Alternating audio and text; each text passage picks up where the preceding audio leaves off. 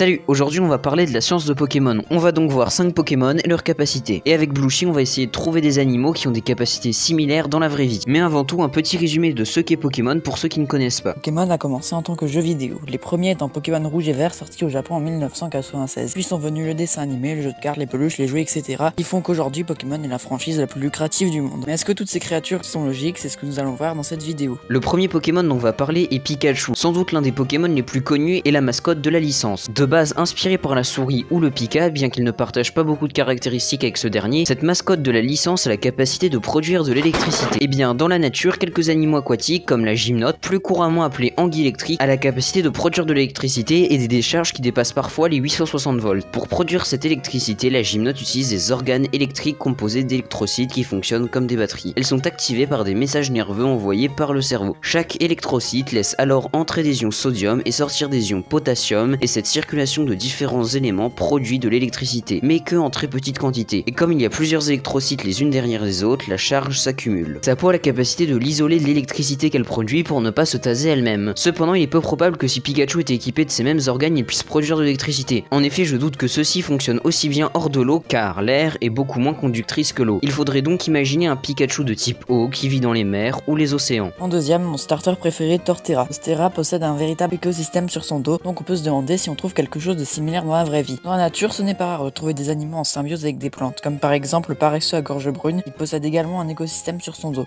Ils hébergent plusieurs espèces d'algues, champignons et de papillons en tout genre. Les algues et champignons se servent du paresseux pour pousser, le paresseux en mange des algues de temps en temps, pour se nourrir. Si vous voulez vraiment un animal qui ressemble à Torterra, je vous présente la tortue de la Marie River, qui à cause de son mode de vie aquatique est recouverte d'algues sur sa tête et sa carapace, qui est aussi connue pour respirer du mauvais côté. Et le troisième Pokémon dont on va parler, c'est Ampiflore. À la base, il est inspiré de plantes carnivores, les Nepenthes spécifiquement. Ce sont des plantes carnivores à piège passif qui, à la différence des plantes à piège actifs comme la Drosera ou la Dionée, qui doivent refermer un piège pour attraper une proie, ce qui leur demande beaucoup d'énergie, elles n'ont pas besoin de bouger. Même si sa forme globale ressemble majoritairement à la Nepenthes pudicus, excepté la couleur bien sûr, Ampiflore a la même méthode de chasse que la Nepenthes gracilis. En effet, à l'instar de son inspiration, Ampiflore se sert de son parfum pour attirer ses proies dans son réservoir d'acide et les piéger, puis les digérer par la suite. Mais ça c'était avant les découvertes qu'on a fait sur Nepenthes gracilis en 2008, qui ont prouvé que sa feuille était en fait un piège actif qui grâce à l'eau projette les proies qui se trouvent sur la feuille dans le réservoir. Mais étrangement, Ampiflore n'a pas cette caractéristique.